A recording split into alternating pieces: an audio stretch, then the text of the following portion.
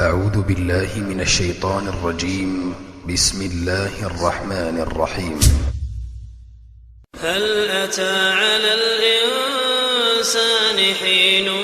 من الدهر لم يكن شيئا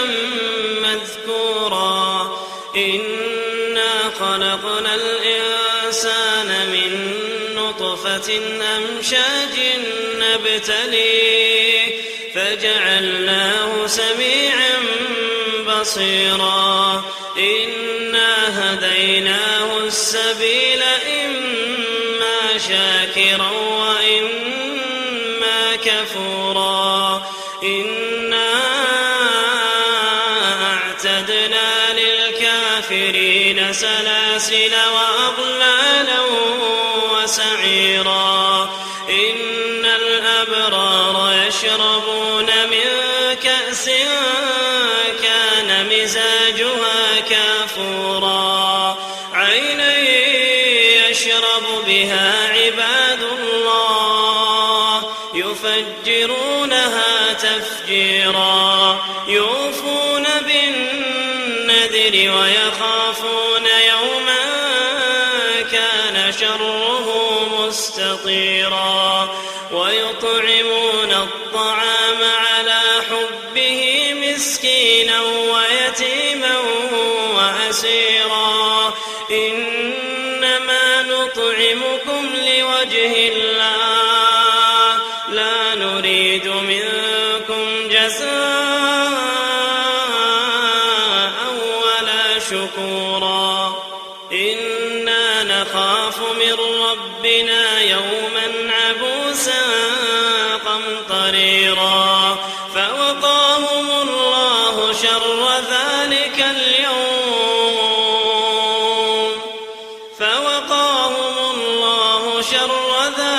اليوم ولقاهم نضرة وسرورا وجزاهم بما صبروا جنة وحريرا متكئين فيها على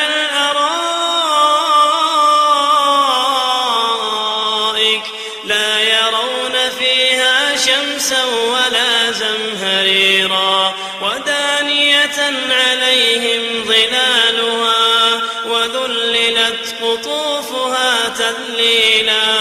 ويطاف عليهم بآنية من فضة وأكواب كانت قوارير من فضة قدروها تقديرا ويسقون فيها كأسا كان مزاجها زنجبيلا عينا فيها تسمى سلسبيلا ويطوف عليهم ولدان مخلدون إذا رأيتهم حسبتهم لؤلؤا منثورا وإذا رأيت ثم رأيت نعيما وملكا كبيرا عاليهم ثياب سندس خضر واستبرق وحلوا أساور من فضة وسقاهم ربهم شرابا طهورا إن هذا كان لكم جزاء وكان سعيكم مشكورا إنا نحن نزلنا عليك القرآن تنزيلا فاصبر لحكم ربك ولا تطع منهم آثما أو كفورا واذكر اسم ربك بكرة وأصيلا ومن الليل فاسجد له وسبحه ليلا طويلا إن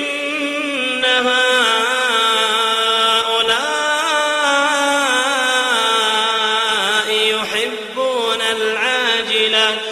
ويذرون وراءهم يوما ثقيلا نحن خلقناهم وشددنا أسرهم وإذا شئنا بدلنا أمثالهم تبديلا إن هذه تذكرة فمن شاء اتخذ إلى ربه سبيلا وما تشاءون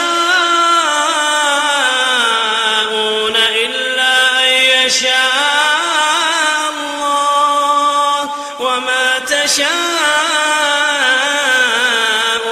إلا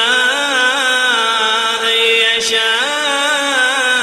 الله إن الله كان عليما حكيما يدخل من يشاء